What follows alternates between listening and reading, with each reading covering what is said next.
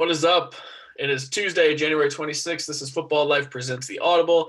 I am your host, Randy Hammond, alongside my co-host, Matt Bushnell. Matt, Super Bowl 55 is set. This is episode 45 for us. What an exciting time to be a football fan. A great Super Bowl matchup. We're going to talk about that in just a little bit. Your first thoughts here, though, Matt, just quickly, Tom Brady versus Patrick Mahomes. I mean, this is a win-win. This is a great situation for the NFL. Yeah, I think as long as you had Patrick Mahomes versus either NFC quarterback, you were going to win if you were the NFL. It was the perfect setup. I can't say enough about how well I thought. I will say this, though. Brady, those three interceptions, and I know we'll get to them. Yeah, don't blow your load yet. We're going to talk about it. Yeah, I was going to say, it's one of the three worst interceptions I've seen by a football player. So yes, it's bad. Concerning. Yes. We're going to talk about both the AFC and the NFC championship games in just mere minutes here, but we're going to talk about some news first. But before we get to all that, Matt, today is January 26th. It is the one-year anniversary of Kobe Bryant and his daughter Gigi and 7 others tragically passing away in a helicopter crash. As you all know, I've talked about this on shows before, how much Kobe Bryant meant to me as a Lakers fan. So this show is dedicated to him and his daughter and the Bryant family and everyone who's been so impacted by this year. The world is a better place with Kobe in it. The whole world has gone to crap since. So it has been a crazy year. I cannot believe it has been a year since that happened, but here we are. So January 26th, a day that I always remember where I am, where I was when it happened, and it felt like time stood still. So this is a football show. I don't want to talk about this too much, but just wanted to say the show is dedicated to Kobe Bryant and his daughter and all the victims of that day. All right, Matt, let's get into the news here. We start off. We mentioned it last show, but it's official now. The Lions are hiring Dan Campbell to be their head coach. We questioned it before, but then they introduce him, and he looks like a mechanic. He doesn't look like a head coach. He's got the goatee. He's a big guy, and then he comes in and he talked like I remember last year when the Giants hired Joe Judge, and he said all the right things, and it was like he wanted to do old school football and wanted to bring tradition back and all this stuff. And it was like, all right, he said a lot of the things the Giants fans want to hear. Cool. But are you going to get the job done? And it looked like he actually did start to create a little bit of a culture. Dan Campbell came in. He's like, I'm not going to do all this coach speak, but what I'm going to do is you're going to come in. You're going to knock us down, and we're going to get up. And when we get up, we're going to bite a kneecap off. And then we're going to come and you knock us down again. We're going to come after the other kneecap. And I'm like, does this guy know he's coaching football, or does he think he's like on a boat with like Vikings and stuff? Because this guy sounds like a freaking maniac. To me, I think he's a little over in his head. He just kind of rambled when he spoke, but that doesn't just because your introductory press conference goes a little weird doesn't mean you won't be a good coach. I don't know if you got the chance to see it. I mean, your expectations for Campbell change at all after that press conference there, Matt? Not really, Randy. I think for me, when I take a look at the Detroit Lions, it's a roster with a lot of holes. And to me, this was always a culture hire. He's not the dude that's going to take them to the next level. He's a dude to get them somewhat respectable. With Patricia, like I said, the biggest mistake was firing Caldwell and going to Patricia. I don't like very many Patriot coordinators. I think Bill Belichick does way too much for that team to trust their coordinators at this point. So in my personal opinion, Dan Campbell can say whatever he wants to say. He's in there for the players, change that culture, change a lot of things about it. But this is a rebuilding team. Jeff Okudah's got to stay healthy. Mm-hmm. Obviously, I think Matthew Stafford is going to be gone beyond a shadow of a doubt. I think that door is opened. And they're probably going to get 2 first-round picks for him, rightfully so. But this is a rebuilding job for a coach that's going to take them from A to B, not A to C. Yeah, I mean, they gave the guy a 6-year deal, but they only gave their GM a 5-year deal, Brad Holmes. So I don't understand the logic behind that. But ultimately, if they work together, none of those numbers will really mean anything. They hired Deuce Staley to the staff today as their assistant head coach and running backs coach, which I like that move. He was a good coach for the Eagles, but I don't really know what to make of it. He's getting comparisons to Bill Parcells. Let's hold off on that. But he has a situation right away here because you mentioned Matt Stafford. And the Lions and Matt Stafford have agreed to part ways, which is a pretty big deal because the Lions picked him number 1 overall after they went 0-16 back in 2008, 2009. He's been their franchise quarterback for over a decade. Obviously, they don't have a playoff win to show for it, despite a couple appearances, but I feel like this is kind of a mistake. However, they did tell Campbell that this is the route they're probably going to go, so he knew that coming in. This isn't a shock to him. So for me, I don't know, but moving on from Matt Stafford means you need to find a quarterback that can replace him. The Lions have another high draft pick; they could be going that way in the draft. But as you pointed out before the show, Matt, this is a whole QB carousel we got going on this year, where so many guys could be moving on. The Lions could have their pick of the litter just from free agency or a trade here. Where do you see the Lions going here at quarterback now that Matt Stafford seems to be out the door? Definitely through the draft. I think you're going to see them address the quarterback need because really what you're looking at, they're going to trade Stafford. And the reason for the 6-year contract is to give Campbell a little bit of comfort to know and let him know that this is going to be one of the worst teams in the NFL for the next probably 1 or 2 years. They are going for rock bottom. So they may not draft a quarterback this year. They may put a placeholder in there. Maybe someone like Jameis Winston.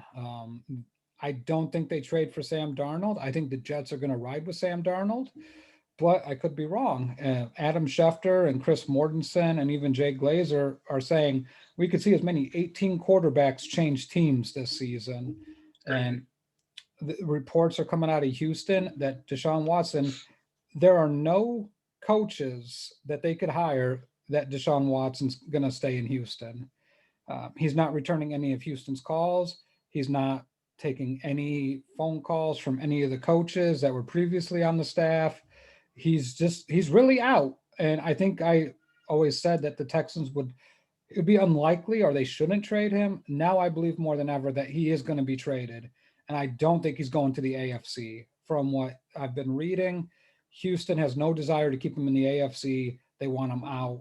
Some of the big players, Rams, Jared Goff, there's cryptic messages coming out about Jared Goff.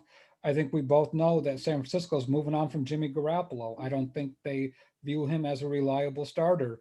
Drew Brees is probably done in New Orleans. Mm-hmm. Is that a job that Jameis Winston's going to get? As Henry Maldonado Jr. has said in our comments, our great and fearless leader in a lot of these life groups, he thinks Winston stays in New Orleans, and I do too. Yeah, why not? Give him a chance. Yeah, and obviously the Chicago Bears are going to be in the market for a new quarterback, and Jay Glazer reported today that the Bears are going to move heaven and earth to get a franchise quarterback. And the chairman, George McCaskey, went on to a Chicago sports radio and said he wants to pair Matt Nagy with the quarterback for the next 10 years. Oh boy. So that tells me that they are going to pull out all the stops to get Deshaun Watson. Bears fans can't be happy about that. I mean, the draft capital, like we're talking about Stafford going for 2 first-round picks. I've always heard the floor for Watson's going to be 3 1s and 3 2s, depending on where you're picking in the draft. Yeah, that's wild. So Stafford's 32 now. He's not crazy old. You know, you could say that's still in your prime age there, but he's got 2 years left on his deal worth $43 million, which when you look at some of these quarterback contracts isn't that bad. So you're talking about a lot of these teams that you just mentioned, the market for Watson are probably the same teams that are going to be interested for Stafford, except I would add the New England Patriots to this list. I would add the Washington football team to this list. I think both those teams could be looking for quarterbacks. The Saints, I mean, Drew Brees hasn't announced it totally yet, but that could be totally a thing. And the Indianapolis Colts, which we're going to talk about here in a second, are also now without a quarterback. So they are, I would say, a quarterback away from being pretty legit contenders in the AFC. Their roster is pretty complete from top to bottom. So I don't know. I don't know who the Lions end up with here, but if I had to take a guess on where Stafford ends up, I know our friend Henry wants Stafford on the Niners. And if you want 2 first-round picks for Stafford, I don't really know how likely that is. I don't see the Patriots giving up 2 first-round picks for a 32-year-old quarterback either. This feels like a Jets move to me. If the Texans are not going to trade a Watson to an AFC team, the Jets miss out. I could see them pulling the trigger and getting Stafford and Green and playing for Roberts a lot. Matt, now my question is for you. Where do you see Matt Stafford ending up here? I'm just connecting the dots. I think he ends up in San Francisco. Okay. It may not be for 2 1s, but they're going to work something out. And the draft capital is going to be significant in the move. Because it's going to have to be if the 49ers don't want to include a 1. But the Niners know they need a quarterback. I just think it's too logical. I mean, look, if this all comes down to the Texans to me and what they do, because if the Texans really aren't going to trade Watson to the AFC, that rules out the Jets for Watson. That shows me the Jets could be making a move for another guy, and Stafford feels like the right decision there. All right, and that leads us to another head coaching move. I mean, we got into the Lions there a little bit, but then we have another head coaching hire since the last show we've had. The Eagles hire Nick Sirianni, who kind of came out of nowhere here, but he was the Colts offensive coordinator, and he was on the coaching staff when the Eagles won the Super Bowl 3 years ago. So he had recognition with the franchise already, but I mean, this name wasn't really going around until the night before the hire. Kind of caught me off guard, but hey, I guess, the Colts took Frank Reich from Philly, and now they're taking Sirianni back from the Colts, but I think there are better options out there for them to take than this guy. There's so many things that I just want answered. What did the Colts offense show us this year that was like, oh my God, you got to have this guy? Yeah. To me, it's I don't want to say the buddy system, but they went with somebody they knew. Once again, under the Andy Reid tree, under the Doug Peterson tree, which ultimately led to Frank Reich's tree with Indianapolis. To me, I get that you want the next great offensive mind, and I have to give kudos because I didn't give many kudos to the Jets hire. Robert Saleh was such a home run hire, and to me, I get so tired of teams just looking at offense, and I get offense is important, but we see coaches in this league that not only are offensive minds but defensive minds that are successful. So, I mean, hell, Bill Belichick was a defensive coordinator, and he built one of the greatest dynasties in the history of football. I mean, let's just call it what it is. So, at the same time, we see guys like Leslie Frazier that's available. Why Jim Caldwell hasn't gotten another job is a goddamn travesty. And then we take a look at Eric Bieniemy, who can't. I mean, he may end up with the Texans job. They may just hire him if they hear that's who Watson's preferred guy is. But I don't think Watson goes back to Houston anyway. And who would wants to go to Houston with Jack Easterby? Like, that guy is a cancer in that organization. So with all that being said, it's just these guys, and it's the good old boy network. And Philly could have done a much better job, in my opinion, to getting a head coach.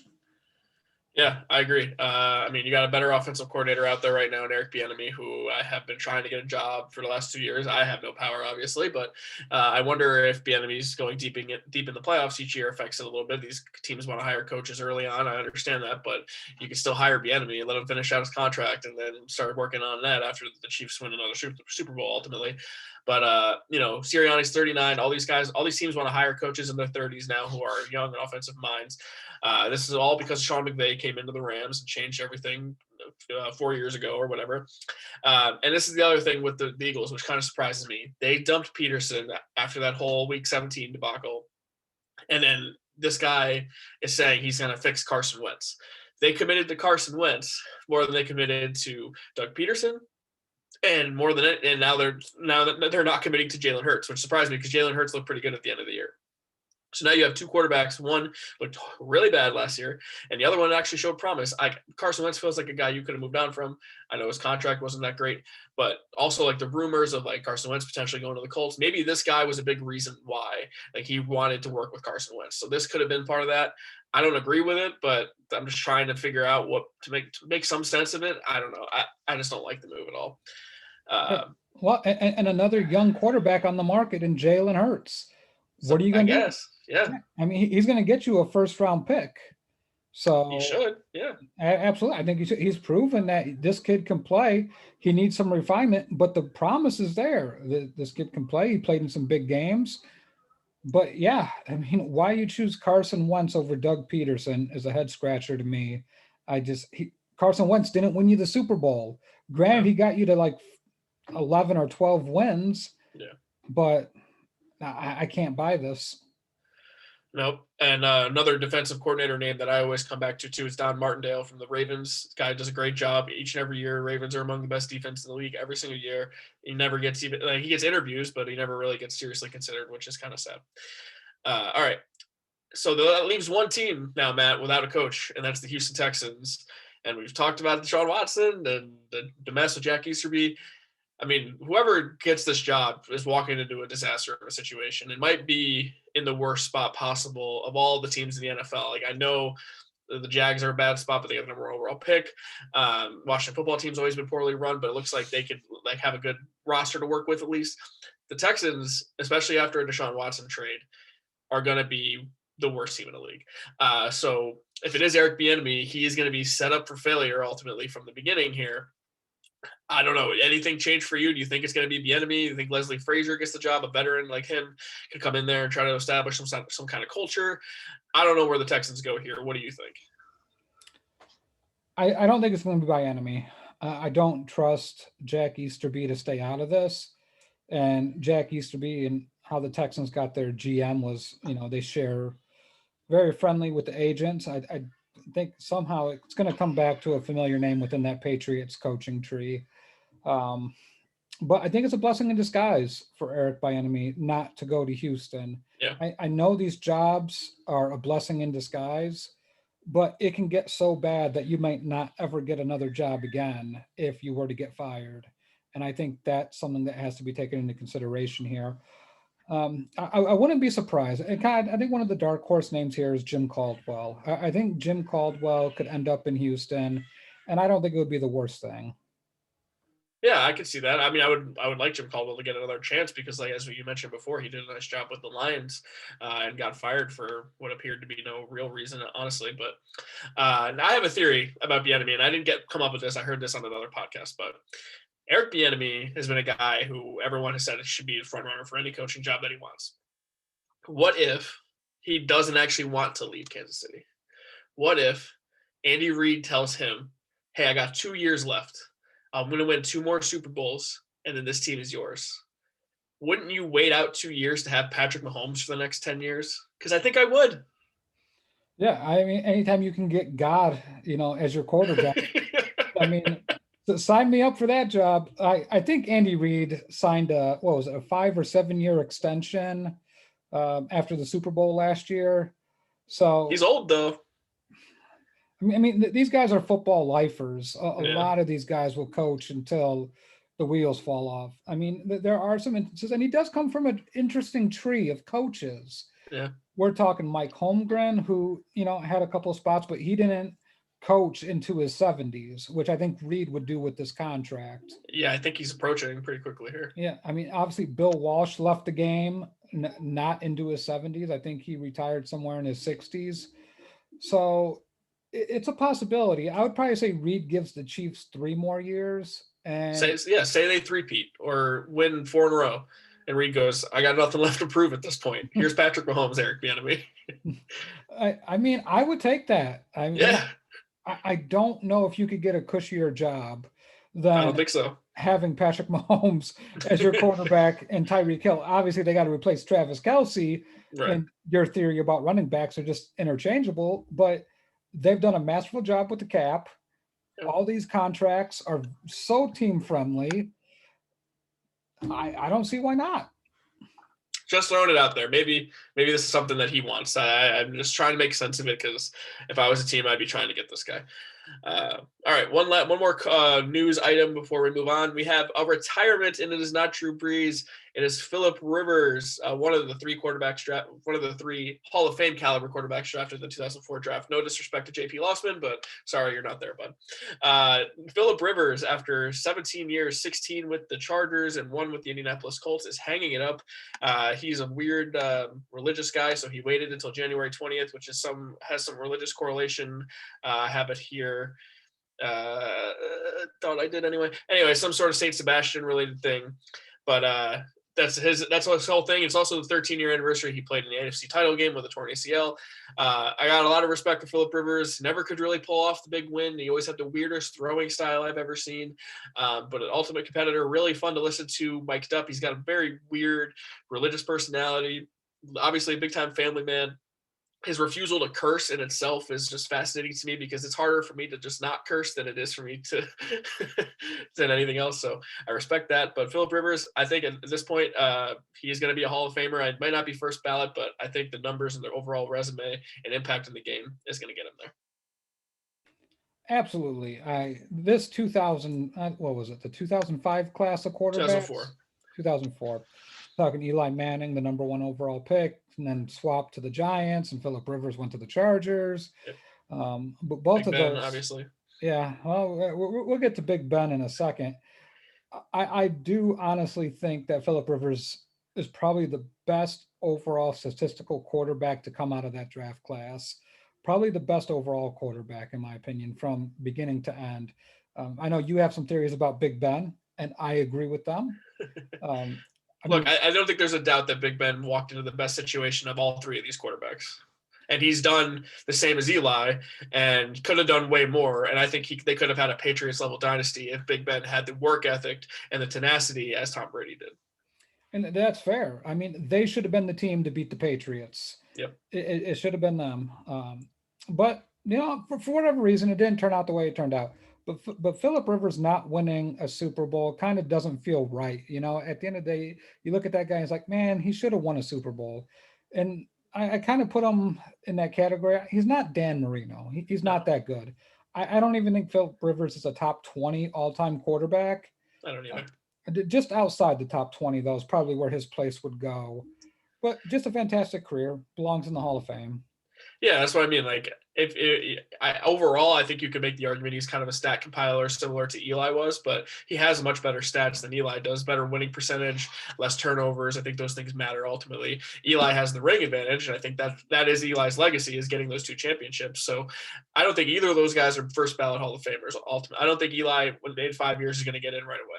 They didn't put Terrell Owens in right away, and I think Terrell Owens is a top 5 wide receiver ever. So I think both of these guys are in the 20 range of quarterbacks all time, and I think they both get in, but maybe it is the second or third time around on the ballot, and then that's just the way it's going to be. And both of these guys deserve to be in there. So does Big Ben down the road whenever he is eligible. So congratulations to Philip Rivers on a wonderful career, well-deserved, 17 years, hell of a job. I mean, playing with a torn ACL is no joke. I tore my ACL playing football. I have no idea how he did that. Maybe some needles, maybe just adrenaline. I don't know, but hey, not a lot of guys do that. So credit to him for that. I mean, we saw Jake Cutler riding a stationary bike with a torn MCL. Yeah. I mean, you're talking about toughness levels at that point and heart at that point, and Jay Cutler pretty much has neither of those things. So, all right, Jay Cutler in the news over the weekend, by the way. I don't know if you saw that. Not going to talk about that in our news segment. No. All right, now we have football to talk about. The NFC Championship, the first game on Sunday, and it is a stunner. The Green Bay Packers came in, and I thought for sure, and you did too, that they looked the part. They looked great. They were ready to culminate Aaron Rodgers' career with another chance at the Super Bowl. And I got to say, the Buccaneers came out and just punched them in the mouth right away. They came down the field and drove down the field and scored a touchdown the very first drive, which in the cold weather, we thought that might have affected them. It did not. Tampa Bay ultimately wins this game 31-26. And, I think this was a really entertaining game. It wasn't a perfect game by any means. I think both quarterbacks made some big time mistakes. Tom Brady had 3 brutal interceptions that the Packers could not capitalize on. But at one point, man, I just want to say at halftime, the Bucs were up 28-10. They had an 18-point lead after Brady hit Scotty Miller on a 50-yard bomb, and they're playing single coverage for some reason. I don't know why you're not playing prevent at that point. They only had 4 seconds left or whatever. The Packers defense just – watching what the Saints did to them the previous week, we're not prepared to play the Bucs in this situation. I was legitimately shocked at the score at halftime, Matt. I know that you loved the Packers too. What did you make of this first half?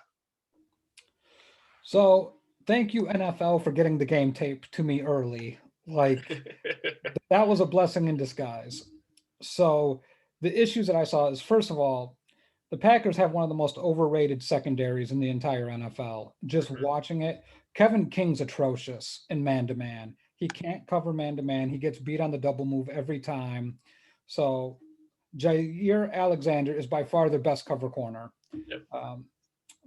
I can't remember the other guy's name. It escapes me. Number 39, I believe it was. Played a terrible game. Adrian Amos, I know he had an interception, but he blew plenty of coverage as well. So a lot of the issues you see with the Packers defensively, they play this weird 2-down linemen. And I know the Chiefs do it sometimes too, and some teams do it, but that's their primary thing. Interesting side note, on the touchdown pass to Scotty Miller, I believe it was, the Packers tried running this twist. And a twist is basically one man goes in, one man goes out, but it's opposite directions. Both guys were occupying the same space. Like, one was right behind the other, and it allowed Brady to shift a little bit to the left and hit the pass. And to me, fundamentally, the Packers' defensive scheme is broken. I don't think you can win big games. Um, I will say, I don't know how on earth Brady throws 3 consecutive interceptions on back to back to back drives. Yep. That should have been the game. When you have 3 interceptions, 3 turnovers total, and you only score 6 points, and the Bucks get 2 turnovers and they score 14, there's your difference. Yep. Yep. Absolutely. And I mean, Brady overall, 20 to 36, 280 yards, 3 touchdowns, and those 3 picks, and they were brutal. I mean, one of them in the red zone even, they could have taken an even bigger lead. And like you said, the Packers could not capitalize. And Rodgers, for the most part, played pretty well, 33 of 48, 346 yards, 3 touchdowns and a pick. He did not get help from his wide receivers. I thought Devontae Adams had a drop in the end zone, which was absolutely killer early on. Aaron Jones left this game after getting smoked and fumbling the ball early on in this game too. This is a game of mistakes, and it's about who could capitalize on those mistakes better, and it was the Bucks. However, the Packers had a chance. They were down 31-23 late in this game, and I was going to jump to this point because we have a few other things we'll talk about in this game. And it's 3rd down and goal from like the 8-yard line or so, and Rodgers is dropped back. Everyone's covered, and he has a lane as wide as the freaking Moses could have made this lane for him, and he could have been running still right now. And he doesn't run, and instead he forces a ball into double coverage that bounces. And so it's 4th and goal. You live to play another day, fine, whatever. You didn't think you could make it, whatever. All right, you got another chance at 4th down. And Matt LaFleur, for some freaking reason, decides to kick a field goal. There's like 2.5 minutes left in this game. So there are a couple things wrong with this decision. You're down 8 points. You need a touchdown and a 2-point conversion. Regardless of what happens here, you get a touchdown, 2-point conversion, great. It's a tie game. You kick a field goal, you're relying on your defense to get a stop, and you also still need a touchdown. It doesn't help you that you only need a field goal. No, you still need to come down and get a freaking touchdown. It makes no sense to do this move, and I'm still wondering what the hell happened here. I don't know. Can you make sense of this, Matt? I don't know if you can. You're a really smart football guy. It drove me nuts that they didn't even try to go for it on 4th down, because guess what? If you get a stop after the 4th down attempt, you still got to get the ball back and score a touchdown. So what is the difference? All you did was give the Bucks better field position. So it's so stupid. I got to take a deep breath on this because I always say, KYP, know your personnel. You have Aaron fucking Rodgers, like just a phenomenal season. One of the most accurate passers to ever play this game. Mm-hmm. Second, you have to know who you're playing against. Some people call him the GOAT, and that's fine. To each their own. I'm not going to get into that debate here. But you're playing against Tom fucking Brady, who's shown you, I don't know how many times, I don't know how much more evidence you need from Tom Brady that you're probably not getting that ball back, at the end of this. What they did, what Matt LaFleur did on this play is stupid. It's stupid. It cost them a chance for even overtime. Yep. No matter what Aaron Rodgers did to that point, he's Aaron Rodgers. You give that man that 4th down play. You just give it to him because that's who he is. He has a body of work second to none. And you're right. Aaron Rodgers didn't put him in this mess. The defense couldn't make stops. When they got those 3 interceptions, the offensive line played like shit. The wide receivers were dropping balls. And I thought to myself, Randy, I'm like, what is the difference when, if Aaron Rodgers was to leave Green Bay, and it's never going to happen. Rodgers is never going to leave Green Bay until Jordan Love is ready, which is probably not for another 2 years. And I was like, man, Aaron Rodgers has it all. And then I look at Alan Lazard. Then I look at Valdez Scantling, then Amadeus St. Brown. I can never pronounce his first name. These guys don't help. They're all kind of like big body wide receivers. They don't get out of breaks quickly, and they don't have sure hands. Devontae Adams is the best of the bunch, and Devontae Adams is great. But Rodgers has to have that slot receiver. The loss of Randall Cobb, I know he's not what he was, but you never replaced him. So now you just give Aaron Rodgers these big lumbering wide receivers that can't catch, but they do have speed. And I'm sorry, Tampa Bay's defense, they were burning those corners, especially Davis. The teams go after Davis more than anybody I've ever seen, and he got beat 15 times I counted in this game on streak routes. Yep. So now you take a look at Rodgers. He put the ball wherever it needed to be. And I know people are going to hang on to those 4 losses in the NFC title game.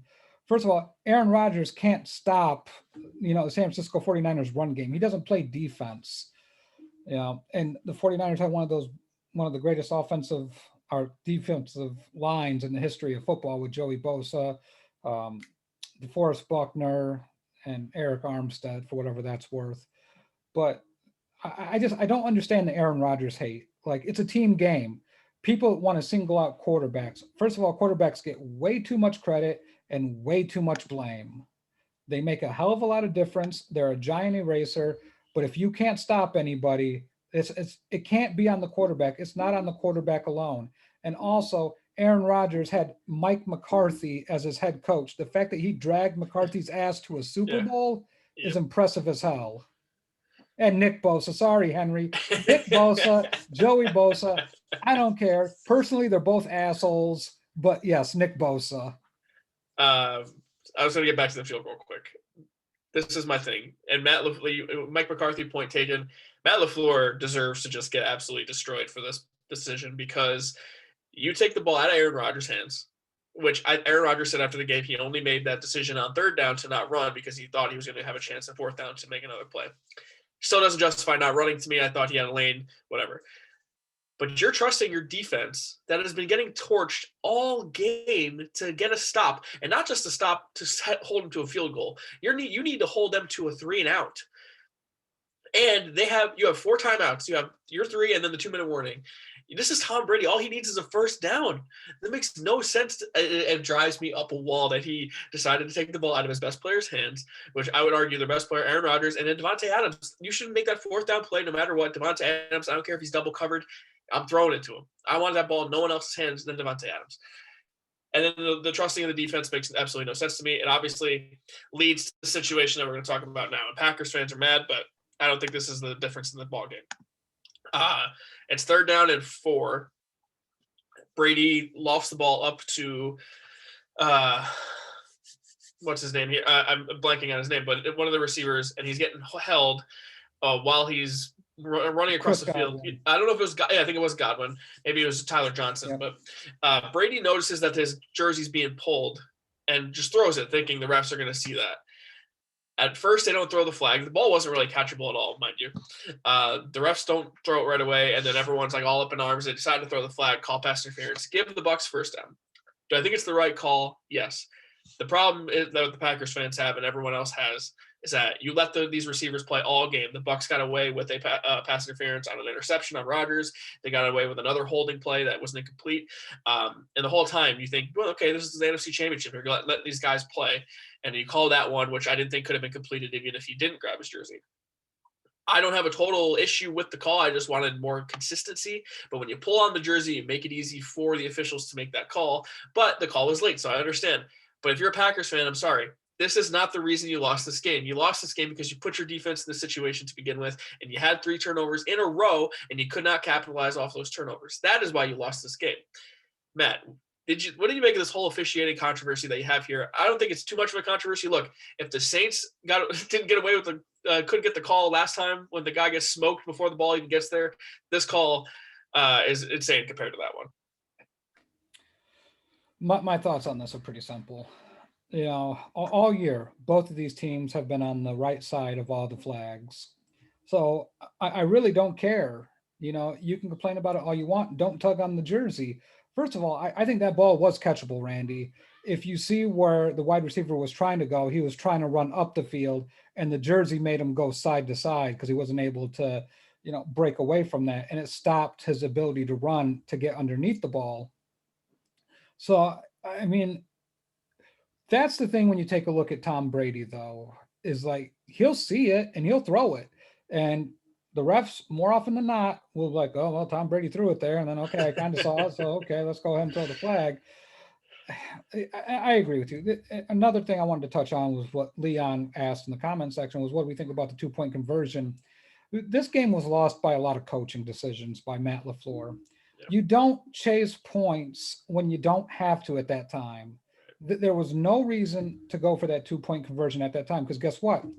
Let's say it's, instead of 25 to 28, it would have been 28 to 24. Okay, that's fine. And we saw the Bucks kick the field goal, so they got to 31. Then you score a touchdown, and all you have to do is get the extra point, and it's 31-31. It changed how they had to approach the game at that point. But you go for 2 on there, and then, like Leon said, you have to go for it on 4th down at that point. You set the precedent of being aggressive. The Packers put themselves in this situation. You're absolutely right. But once again, when your defense is not that good, we've seen it. When the Packers play against teams that are at full strength, I think their defense gets exposed a little bit. So to me, I just think you can quit whining about the refs. The refs didn't lose you this game. No, they didn't. And Leon did say, you could pick up a flag. There's a precedent for that. Here's the problem is that it's when there's 2 minutes left and you throw a flag, no matter what, a team's going to be angry. And, you have Aaron Rodgers screaming at your face on the sideline for throwing the flag. If you pick up the flag, you're going to have Tom Brady in your face screaming at you for picking up the flag. It took you forever to throw the flag to begin with. I probably would have just kept it in my pocket and not thrown it and then seen maybe what the Packers could have done. But if you're like, I don't care. Like, this is what happens with like fans. They think, the whole game comes out in one play, and that's why we didn't win. Like, you lost this game because of the dumb decisions your head coach made, and the fact that you couldn't capitalize on mistakes by the Bucks. Like, teams not capitalizing on mistakes and making mistakes on their own is why teams lose games. Officiating, it can be as bad as ever, but it's not why teams win and lose games. I'm sorry, it's just not. There's so many plays that happens in a game, and you can control the outcome. If the officiating is so bad, then kill the team. It doesn't matter how bad the officiating was. Like the next game we're going to talk about, the Chiefs killed the Bucks, and the officiating was garbage and didn't matter because they already won. They took care of business. So anyway, a couple things about the quarterbacks. Rodgers now 1-4 in the NFC title game, and he's now lost 4 consecutive conference title games. And I said this last week, I really felt like this was a Rodgers legacy game. I thought this game mattered so much more to him than it did to Tom Brady. And I know it's a team game, and you give the quarterback too much credit or you give the quarterback too much blame. At the end of the day, the quarterback's the most important position in all of sports. We know this. At some point, I would have loved for him to run that touchdown in and then convert on the 2-point conversion and somehow figure out a way to win it overtime. But that didn't happen. And unfortunately, now Rodgers still has 1 Super Bowl to show for it, and it's been over 10 years now since it happened. Don't you take a little bit into that? And like, I'm not blaming him for the loss, but I think it hurts him a little bit, the fact that he can't get back to another Super Bowl. I just think it's really revisionist history to look at Aaron Rodgers and what he's done and to label him a choke artist. Like I said, I'm not calling him a choker. I just think that it's unfortunate that this guy who is a legend can't get to another Super Bowl. I mean, Tom Brady's been in the NFC 1 year now and has as many NFC championship points as he does. But I mean, I would take a look at the Bucks roster and I'd take a look at the Packers roster and I'd say the Bucks have a better roster than the Packers. Yeah, I'd say offensively, yeah. Well, and defensively, I mean, I'm not in love with the Packers DBs. I'm not in love with the Bucks DBs, but that White kid at linebacker, Devin White is amazing. Yeah, I mean, he is a freaking beast, and he's a difference maker. Sue showed up a little bit. Shaq Barrett is better than any pass rusher the Packers have. I mean, we could go back to last year, Randy, and talk about, that 49ers team was so good. It was really good. And I don't think we give that team enough credit. They have a better quarterback. They probably beat the Chiefs in that Super Bowl. And I don't think that's a stretch. So Aaron Rodgers lost to probably one of the better teams that we're going to see in the next 5 to 10 years. And then the Mike McCarthy years. I don't know how anyone wants to hold that against Aaron Rodgers after drug. I mean, there's documents that Aaron Rodgers had to draw plays up in the huddle because he knew McCarthy was a fucking bumbling idiot that didn't know what the hell he was doing. So I don't think Rodgers should get all this blame. It's just, it's not. No, I'm not giving him all the blame. I just think it's a little disappointing that he couldn't get to another Super Bowl. I feel like, there were a couple of times we should have had Rodgers versus Brady, and we should have had Rodgers versus Mahomes, and that's would have been incredible Super Bowl matchups. And I feel like that was taken from us. I mean, I will say Favre only made 1 Super Bowl too, his whole time there, or maybe it was 2. He made 2, and then he lost the other one. But look, I don't think it affects Rodgers' legacy. I don't think he's overrated. I think he has 3 MVPs. He's going to be top 10 in every passing category ever. And he's only 37, so he's still going to play for, however long. Brady's 43, for Christ's sake. So, I mean, if he wanted to play that long, he probably Yeah, he definitely probably could play that could. long. I think the Packers have ultimately failed him more than he's failed them. What's that? I was just saying, yeah, I just yeah, no, go I ahead. was just saying that Rodgers can definitely play until, his mid 40s. Yeah, I agree. I just feels a little disappointing that he couldn't make it back to another Super Bowl, and it's unfortunately going to be something that is pinned on him. And being 1-4 in a title game, ultimately, you could blame him a little bit. I think the Seahawks game is more you can blame him for. Maybe the Falcons game, but the Falcons did score 40-something points. But the Seahawks game is probably the biggest indictment. But this game, I really felt like the Packers should have won. And the Bucs came out and they had the swagger about them, and they came down. They weren't afraid of the Packers, which I thought the Packers had this mojo about them in the divisional round, but they don't have the defense to intimidate teams. And the Bucs came out and showed that, hey, we're not scared of this the secondary or this pass rush. And the other quarterback in this game, obviously, is Thomas Edward Brady Jr. And you don't consider him the GOAT, but I certainly do. This is his 10th Super Bowl appearance. I mean, he's been in the league 19 years. I mean, he's been in the Super Bowl more than half of his career. That is ridiculous. There are teams that have never made the Super Bowl in their careers. If he wins this, he'll have more Super Bowls than every other franchise in the history of the sport. Look, I know there's some things you can question about his legacy, but damn, I don't know how the hell he's doing this at 43. I walk up the stairs and get winded. The fact he's 43 and still doing this, much respect. I got nothing but respect for Tom Brady. Yeah, I think Brady deserves an enormous amount of respect. The guy plays football. I mean, there's a deterioration in skills. You can't tell me you watched that game and didn't. I mean, if this was 5 years ago, I mean, Brady wouldn't have thrown 3 interceptions. Like I said, those 3 interceptions were awful. I mean, a lack of arm strength, lack of accuracy. He was overthrowing Mike Evans, which is hard to Yeah. do. But the Bucs are smart, and what Brady lacks in arm strength and ability right now is that he's making up with intelligence. I mean, Brady's one of the smarter quarterbacks in the NFL. You know, my issue with the GOAT thing, Randy, is it's totally subject to how a person views somebody. Is Brady the most talented quarterback to ever play the position? No. I mean, It might have been Aaron Rodgers, honestly. He might have been looking at the guy yeah, in this game. yeah, that might be it. And is Bill Belichick one of the greatest coaches that ever coached a game? Yeah, and Brady had the benefit of being paired with him. Yeah. Coaching makes a difference. Brady probably played with the most physically dominant tight end in the history of the NFL in Rob Gronkowski. He had Randy Moss. He had Wes Welker. He had Julian Edelman. These are really, really good players, and it goes back to having talent around you.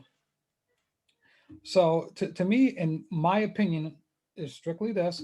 I think Brady deserves a lot of credit for dragging the Bucs here because he is that sort of guy, one that shows him how to be mature. He Yep. expects a certain amount of maturity from a team that severely lacks it. I think with Bruce Arians, it's kind of like the Wild West.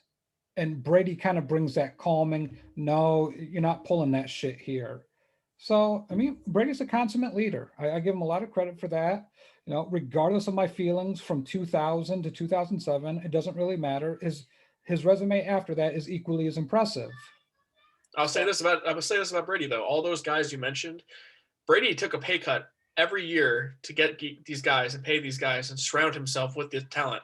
I know. I mean, not a lot of quarterbacks are doing that. Like Rodgers said the other day, like I want more money. Like maybe Rodgers should take a pay cut and they get him another weapon. I mean, that's part of this. He was on the Pat McAfee show today, and he denied that. So I'm going to take Rodgers for his word. He said there's things that has to be worked out, and he hasn't even discussed it with the team on how his contract will be handled. He said he'll have that conversation. It's 2 days after the NFC title game. Yeah. So I'm not going to buy that story.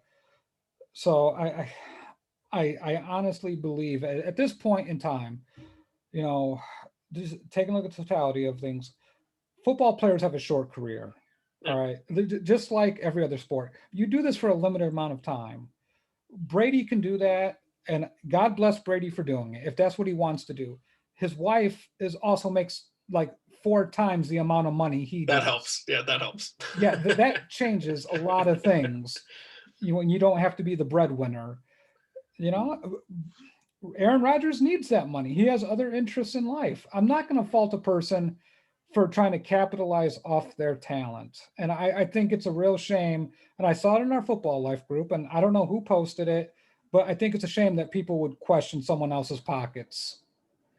I'm just saying, throwing it out there. Hey, I mean, ultimately you make a lot of money as is. So if you want to succeed, the pay cut you would take probably doesn't affect things too much. Maybe I'm wrong, but regardless, Brady, to wrap a bow on this, Brady took the team with the worst winning percentage as a franchise to ever play in the Super Bowl in the Bucs now, who were 7-9 last year, were just a mess. I mean, Jameis Winston was just out there throwing picks for every touchdown. It was hilarious, but ultimately disorganized. And he came in and buttoned everything up and got this team to where they are now. So, look, Henry asked comments, and we're kind of rambling out here. I just want to ask. He said, who do you think is the QB GOAT? And I think this is two separate conversations. I think you look at overall legacy and career and success in one's career, and you look at the most talented. I think they're two different conversations because, like you said, I don't think Brady was the most physically imposing guy. I don't think he's the greatest talent that we ever saw. But he's in this 10 Super Bowls now. He's got 6 of them. It's ridiculous how much success Tom Brady has had, and obviously situation has a lot to do with that, and coaching and talent around you. But no player in the history of football has had a better career than Tom Brady, and I don't think it's even close. So I would say Tom Brady is the actual GOAT, but I don't think he's the most talented. Most talented probably goes to Dan Marino, probably goes to John Elway, probably maybe Aaron Rodgers, and now you're looking at Pat Mahomes, who could be both. I don't know. We'll find that out in probably 10 years or so.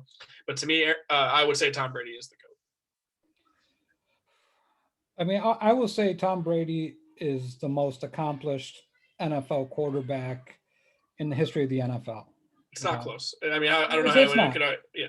Yeah, but I don't look I don't look at accomplishments as something like this.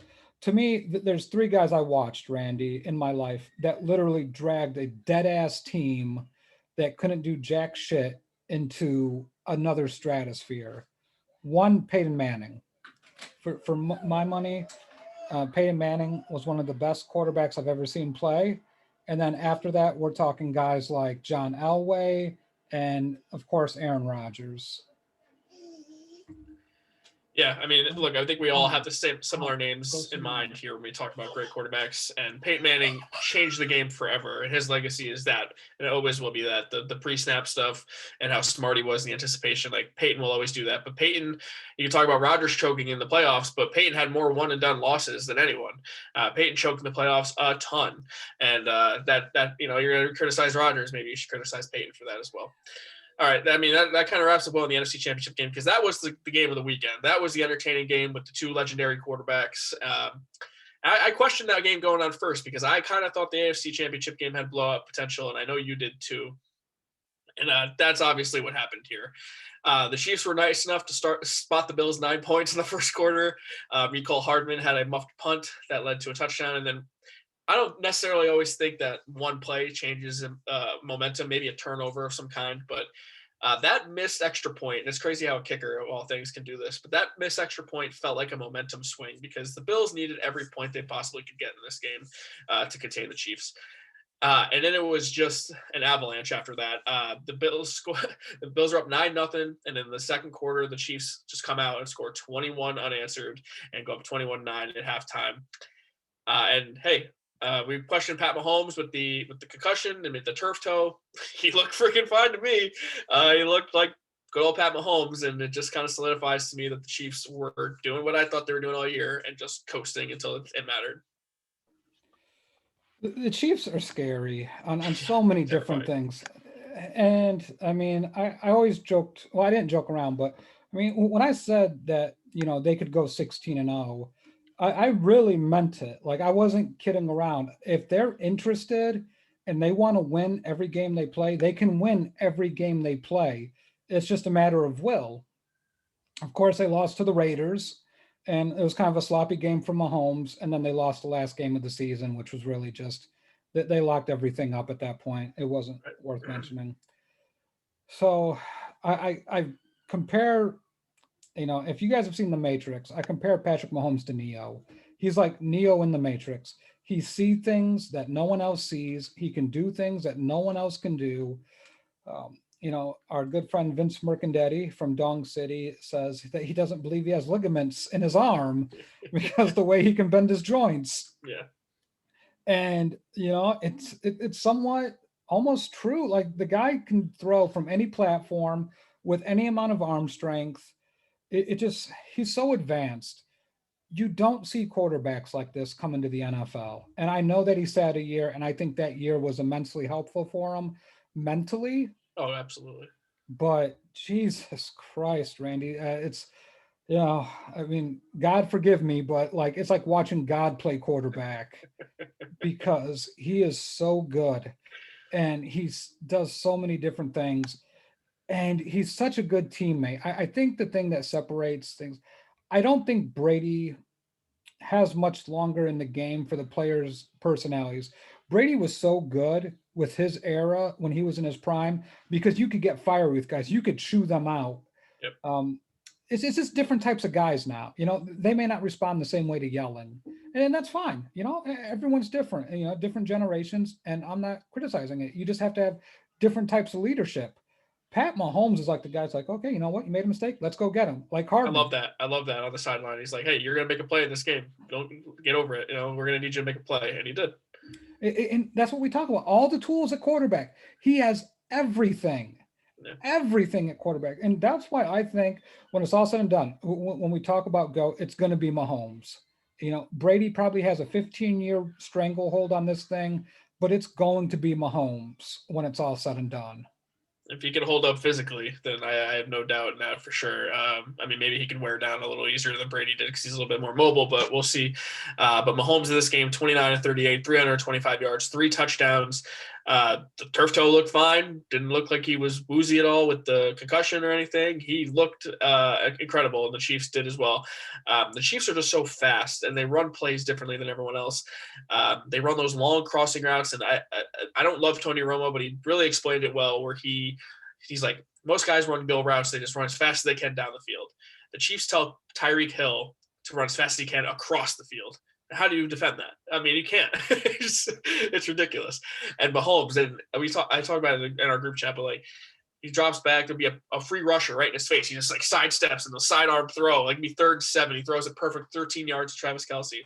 It's insane what he can do. And he really is, he processes information so quickly and is able to make plays based off of that. It's almost like he knows what's coming, unbelievably enough. Or maybe he does. Maybe there are some things that we don't know, but he's got this mind that is incredible. And Henry asks in the comments, like, how have so many teams missed him in the draft? He went, 15th overall, I believe? 10th overall. Look, top 10 is a pretty good note, but they trade up to – no, Watson was the trade, right? No, they did trade up to get him. Yep, they trade up from the mid-20s. So they obviously saw something, but that whole draft, all the quarterbacks had flaws. Like they weren't sold on any of them. And Mahomes arguably was the biggest project. Like they were like, he needs a lot of work. He's totally unfinished. He needs to get refined. He needs better accuracy, like all this stuff. And he landed in the greatest situation possible. Like you sit down for a year, you play behind Alex Smith, you kind of learn how to be a professional quarterback. You have Andy Reid and Eric Bieniemy just instilling this offense that is capable to be the most ridiculous offense ever. And they're like, hey, we're going to sit you for a year, just kind of take it all in. We have the fastest receiver for you, the best tight end for you. And when you're ready to play, we're going to do this. And they have a great offensive line too. Even with Mitchell Schwartz out, the offensive line is still great. Look, I'm not saying Pat Mahomes wouldn't be great on another team, but it helps that he landed on the Chiefs. I think anyone denies that at this point. They are set up for success, and he's been set up for success. And I'll use Deshaun Watson as an example, where Deshaun Watson was drafted to a team where he wasn't set up for success, and he had a terrible coach and GM, which happened to be the same person. He had a great wide receiver to throw to. Then they trade him out the door, and then trade all their draft picks for a left tackle. So just quickly, how well your organization is run will determine how successful your QB is. And to Deshaun's credit, like he still had a great year despite going 4-12. But Mahomes were drafted into an organization that is just unbelievable, and he is unbelievable, and they are just unbelievable, and they're going to run the league for the next decade. This is going to hurt a lot of Bears fans, but because I know a lot of Bears fans hate Matt Nagy, and Matt Nagy has taken a large share of the blame, but I'm not sure if it was the GM who mentioned this or if it was Andy Reid, but Matt Nagy was tasked with scouting all the quarterbacks, and they revealed his scouting report. He said Deshaun Watson is going to be the most pro ready, he's going to be a really, really good NFL quarterback. He said of Mahomes, he has generational talent. And he said Mitch Trubisky was a project quarterback that needs a lot of help. Oof. He nailed almost all three of those scouting reports. And here he is, the Bears head coach, and everyone wants to run around town, rightfully or wrongfully so, it doesn't matter. But the Chiefs saw it. Like everyone in the Chiefs organization saw how good Patrick Mahomes was going to be, and they believed in him. And that makes a hell of a lot of difference when you draft a guy and you believe in him, and that's your guy. You have this vision with him. They saw it from the very beginning, what he could become, and they made it happen. And it's a big time credit to him and credit to the organization in general. Yeah, it's a good organization. And, talk about not doing your quarterback any help. I mean, John Fox was a lame duck head coach. They knew he was gone. John Fox wanted Deshaun Watson. Brian Pace drafts Mitch Trubisky. Like, what the fuck here? It's infuriating. But to that point, Randy, it's the Chiefs. We said it all year. There's different gears. Every NFL team has different gears. The Chiefs have 2 gears higher than everybody else. Yeah. And the Bills could not stop it. Once that avalanche comes, and it comes every game, they just roll you. And I know it was the whole thing where they won all these games close and they didn't look so good. Look, the last 27 games that mattered, the Chiefs won 26 of them. The last 27 games Pat Mahomes started, he won all but one. And the Patriots literally did this for 15 years, and we never learned our lesson. Every year, they would just coast through the regular season. Oh, they don't look that good. Oh, they're kind of bad. Brady looks like crap. And then they turn it on in the playoffs, and they shut everyone down. They're just smarter and better than everyone, running all these plays that they didn't run all regular season. Chiefs did the exact same thing here. They're like, we know we're better than everyone. We're going to make a couple plays at the end to win every game. Doesn't matter how well we look the rest of the game. We're going to reserve ourselves for when it matters the most, and that's what they did. If Pat Mahomes doesn't leave that Browns game, they probably win that game by 20 points. Like, I mean, they won the game with Chad freaking Henne play quarterback. So it should have been a sign that was like, all right, well, even a 50% Pat Mahomes, they're going to roll. But anyway, the Chiefs are ridiculous. I don't know how anyone could question them at this point. They are insane. They're so clutch. They're so well. Their offense is ridiculous. And Vince pointed this out in our chat the other day. Our friend Vince Mercadetti. When their defense wants to care, it's pretty good. Like they've had moments in the regular season where they're just like, okay, whatever. When they are like when Tyrann Mathieu is engaged and Chris Jones is engaged, like when they want to play well, they play pretty well. And I thought they played really well in this game too.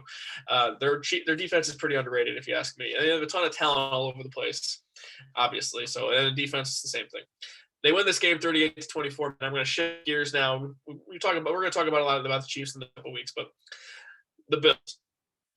If you're a Bills fan, I have a lot of Bills fans in my life, and I live near I don't live that close to Western New York, but close enough.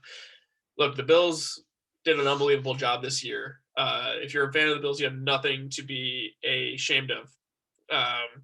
You should be proud of the team. I mean, look, you went 26 years without even making it to this point. You won 2 playoff games. You developed a quarterback that I thought was a lost cause, and I think you did too, to look like a guy who could be pretty good in this league for a while. So here's the problem. You see everything that Mahomes is and how incredible he is. This is the game you kind of saw what Josh Allen isn't. And I know he had an unbelievable year, and I think everyone was waiting for the Chiefs, that loss to come for the Chiefs. I was waiting for this game for Allen to happen because he had been playing with fire a little bit here and there, and they could have won 12 in a row, I know, but he does some things in games that are just not great.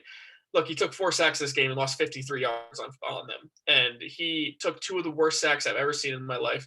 He loses 12-plus yards on each of them. Look, it's okay to go down or throw the ball out of bounds and live to play another day.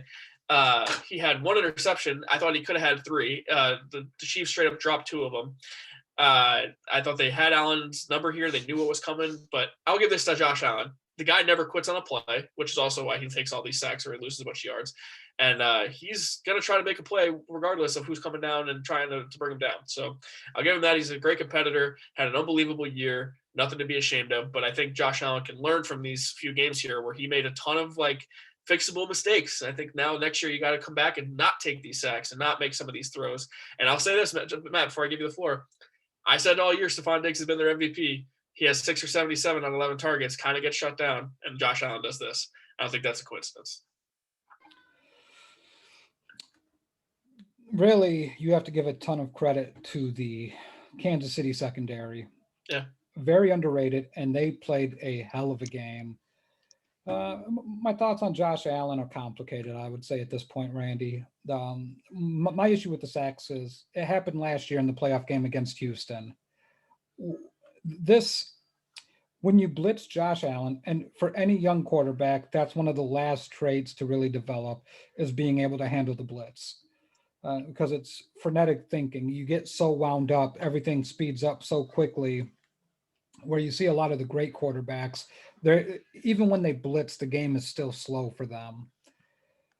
Josh Allen made ginormous strides. I don't think that's, I've been the hardest on Josh Allen out of anybody I've heard. Yes, you have. And he's proved me wrong in some instances, and then he's proved me right in other instances. I know, people may expect me to trash him after this game. Look, I don't think it's fair for me to come on here and just bury Josh Allen after me propagating and telling everyone how great the Chiefs are all year. Like I've said that this Chiefs team is so different defensively. I give a lot of credit to Tyrann Mathieu. What he does on a football field and where you can utilize him is so good. Steve Spagnuolo, their defensive coordinator, the same guy who beat Tom Brady in the Super Bowl with his defensive schemes. I think I remember that one. Yeah, I'm sure you do. So, Chris Jones, one of the best defensive tackles in the league. Frank Clark. Frank Clark's not this flash in the pan guy. Remember, he played in Seattle. He was pretty good in Seattle too. Mm-hmm. So there's weapons on this team, on this defense that can make life hell for quarterbacks. They brought their secondary. What they did to Josh Allen would have made a lot of quarterbacks in this league. And that's why my prediction for the Super Bowl is already made. I already know which way I'm going. But life is not going to be easy come February 7th for one TB12. And we saw why. Because Josh Allen's got legs. He's got speed. He's got a big body. And they made him extremely uncomfortable. If you have a stationary quarterback with the speed that these DBs are coming off and the game plan Spagnuolo had, just clutch your pearls. That's all I can say for TB12. But Josh Allen, I see growth here, and he's got to be able to take a look at his flaws in the blitz. Don't run backwards. Right. It's infuriating. Yeah, you can't do that. No, so that's Madden stuff. You do that as a joke on Madden. Yes, absolutely. When you unless you're Patrick Mahomes, who can just flick the ball 80 yards, and Josh Allen can too. But Mahomes has a lot. But Mahomes doesn't. Mahomes will backpedal and then get rid of it. I mean, Allen's got a guy on him, and he's still running backwards trying to get away from him. Yeah, and I mean, it just comes down to Josh Allen has to improve certain aspects. His accuracy has gone leaps and bounds, and a lot of that has to do with Stephon Diggs and Cole Beasley. Cole Beasley is a lot better than what I think people give him credit for. And he played the game on a broken freaking leg. I was going to say, respect him for that. It's a lot of grit right there, man. That takes a lot of heart. Absolutely. So, no, I think Josh Allen is projecting to be probably the second best quarterback in the – well, all right, I'll say this. It depends what happens with two guys. Where Deshaun Watson goes is going to determine the ranking of quarterbacks in the AFC. And what this new coaching staff does with Justin Herbert with the Los Angeles Chargers. A lot of teams hate Tua, and I kind of see why now watching some of his game tape. But Josh Allen's got a bright future. The Bills have a bright future. This is probably going to be one of the Chiefs' main competitors in the AFC, and Josh Allen's really good. But like you said, you can't run backwards, get rid of the ball. It would do him well to kind of take a page out of guys like Aaron Rodgers, Tom Brady. Fight for the other down, live for another down, live for another possession. And look, I'm not saying like his legs obviously pick up a ton of first downs. He had 7 carries for 88 yards in this game. He makes plays with his legs, but there are some instances where throwing the ball out of bounds is the right play. There are some instances where taking a sack is the right play. It's never the right play to run backwards and lose 18 yards on a single sack. Like that's never going to be the right decision to make. And I don't know, the game was out of reach at this point, but I think the Chiefs kind of took a cheap shot on him that he's going running back, getting a sack, and then they blew the whistle, and the other guy comes in and hits him. He flicks the ball at his helmet, and a kind of a fight ensued. But you play it to the whistle, and then you pull up. I mean, it's that simple. You don't go and hit the guy when the whistle's blown. And at the same time, Josh Allen just go down and prevent that from happening altogether, but you can't hit the guy after the whistle. Yeah, I mean, it's hard when you're in a zone. I think if you saw a couple plays before that, Okafor, who was the guy that we're referencing, Yep. Him and Allen were kind of chippy. I mean, it was kind of feisty. And do I think it was? I mean, it was definitely borderline. It's like, oh, all right, Okafor, just calm down there, buddy. But Josh Allen throwing the football at his helmet, that was just such bullshit. That's the maturity thing that you hope to see Josh Allen get rid of his game. Because you know what? You might have got a call for roughing the passer if you didn't throw that, the ball at the guy's head. Maybe. It was a possibility. Complain to the refs. They threw a flag 5 seconds after the pass interference in the Green Bay game. I mean, he's not Tom Brady. I mean, that's why. Yeah. But I will say this, and I know, you criticize the refereeing. How they got that right from top to bottom is just incredibly beyond me, because Okafor got a personal foul penalty, Josh Allen got a personal foul penalty, and then 2 other Bills got personal foul penalties. And then they all offset. I was like, what the hell? The Bills got like 100 yards worth of penalties, and the Chiefs got 30, and they all offset. So it's all clean. Replay it. Yep. That's a dumb rule. I should change that. No, I'm just making fun of people who hate the end zone rule. All right. So, yeah, this game kind of got out of hand in the second half. The Chiefs just are ridiculous. I mean, they kind of showed like, hey, we're going to win every game possible that we can. And that is worth a damn. And I think that's where they're headed here in the Super Bowl. This should be the 3rd straight Super Bowl appearance for the Chiefs, mind you. I mean, they're a D Ford offsides away from making that a reality. This is back-to-back Super Bowls for them, and we're gonna have Super Bowl preview show and all this stuff. But this is dynasty mode now for the Chiefs. I think they're right smack dab in the middle of it, and it couldn't even be just beginning. It could be a long one. With Chris Jones locked up, Tyrann Mathieu locked up, their corners are young on rookie, rookie contracts. Breeland is an awesome cornerback. Sorensen is such a difference maker at the safety position. Then let's just talk about offensively. Tyreek Hill's locked up. Travis Kelce's locked up. Nicole Hardman is on a rookie contract still, and you still have Sammy Watkins. I mean. Yeah, they can cut Sammy after this season if they decide to, and pay one of these other guys. This team isn't going anywhere for a while. No. And you're talking about teams that have to catch them, and I don't know. Like Clyde Edwards-Helaire is going to get better. Running backs are a dime a dozen, as you like to say. They sure are. And you can find them anywhere, so you can't be surprised. And guess what? They get Mitchell Schwartz back next year, yep. And then unfortunately, Eric Fisher ruptured his Achilles tendon in that game. That's actually a bigger loss than people want to admit. Yeah, I think they're going to have a little bit of issues with Shaq Barrett, but the issue with the Chiefs is that really you can only bring 3 or 4. JPP got 2 sacks last week too. I mean, the Bucs can get pressure. I think they can, but the issue with the Bucs is you're going to have to drop guys back, and how they free up their defenders. And the game tape against the Packers, they brought White. They would bring in a safety, have the corners come off the edge. You can't do that against the Chiefs. The Bucs were playing their cornerback or playing their safeties about 15 yards in. Against the Chiefs, you got to play them about 23 to 25 yards back. Just because you have to respect the speed of Hardman and Hill, because Hill is just a blaze. And if they get Sammy Watkins back for the Super Bowl, that's another speed guy. Yep. There's a lot of issues with that Bucs defense, and the pass defense is not something they're good at. going against maybe the most prolific pass team in the NFL.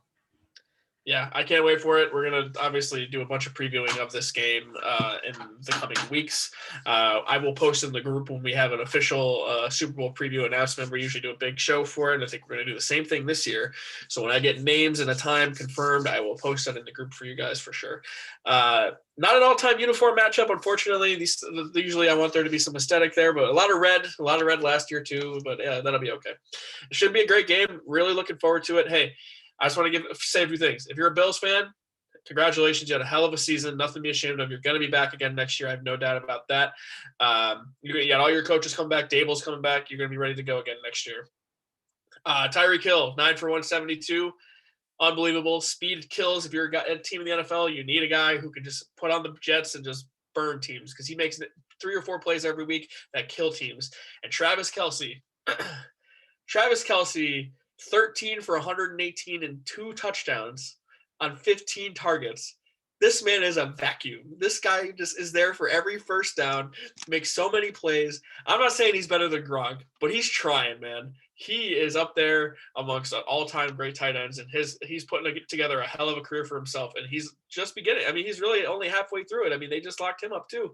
I mean, he's one of Pat Mahomes' favorite targets, and he's just like all reliable. If Pat Mahomes is running and he needs someone there, and it's always Travis Kelce, and I love watching Travis Kelce. He's one of the most fun tight ends I think I've ever watched. Yeah, I think you're going to see a lot of fun matchups, a lot of interesting things. I want to say this to all the NFL fans. If you're a fan of 31 NFL teams, you have something that I think you can be generally excited about for 2021. If you're a Houston Texans fan, I'm sorry. Trade in your gear, do something with it. When the Jets outmaneuver you and make better moves than you, and the Cincinnati Bengals are making right moves and have the right guy, and you somehow ostracize and piss off, one of the top 3 quarterbacks in the NFL, and he doesn't even want to talk to you anymore. Yeah. It's bad. I mean, even the Bears have something to look forward to, and the Texans are just, it's bad. Yeah. Matt, I don't know if you remember, but we did preseason predictions on what we thought the Super Bowl would be. I said Bucks versus Chiefs, so just want to throw that out there. I boldly picked this Super Bowl. This Super Bowl. I believe you said Chiefs versus Seahawks, so you got half of this right here.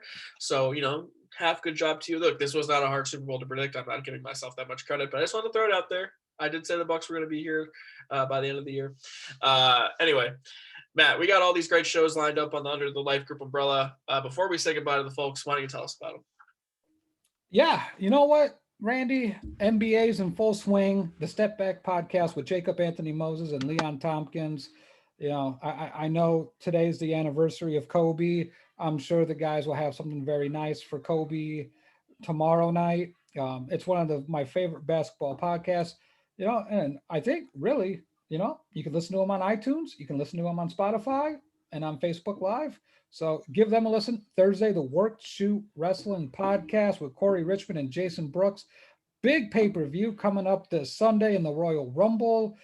WWE has some big news. I'm sure they're going to touch on it. I'm not going to spoil it, but they just made $1 billion overnight. So they seem to print their own money. Then we have, I do have to apologize. I forgot. We do have a baseball podcast this evening following us up with Felipe Milicio. And I believe Dan Butler is going to be sitting in for Sean Flannery. They're going to be talking some fantasy baseball, some Hall of Fame stuff. Should be a great show. Really looking forward to that after this one this evening. So I imagine, I'm not sure if they're going to go Sunday, Sean and Felipe, but they might. If they go Sunday, you know where to catch them. No football, really. Pro Bowl, whatever. Monday could be an emergency episode of Dong City with Henry and Vince Mercandetti. We just don't know how that's going to shape up. And then, Randy, we will be putting out somewhat of a feeler. We might go Tuesday as a primer and do another show, or we might just do a Super Bowl extravaganza show. Yeah, I want to do a Super Bowl mega show. We'll figure out which day we're going to do that, but I'm looking at maybe Friday. I got to figure out who can do it and when. It's a whole thing, but we're going to let you know when that's happening for sure.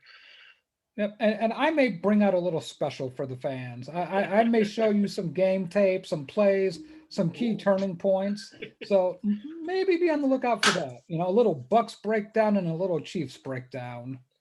Yeah, I can't wait for that. There's a little bit of rumors going around that I might be making an appearance on the Step Back tomorrow to talk some Kobe and all things NBA. So I'm not, confirming nor denying anything, but just throwing that out there. So be sure to check those guys out, regardless if I'm there or not.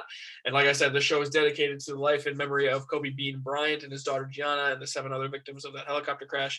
Not a day goes by that I don't think about that, and it's still something I'm not over to this day. So make sure you hug your loved ones, tell them that you love them, because tomorrow truly is never promised. Thank you guys so much for joining us, whether it's Facebook Live or you're watching us on YouTube or any of the audio platforms, wherever you are listening, however you are listening. Thank you so much for making us a part of your day. On behalf of Matt Bushnell, I'm Randy Hammond saying, see you next week on Football Life. This is the Audible.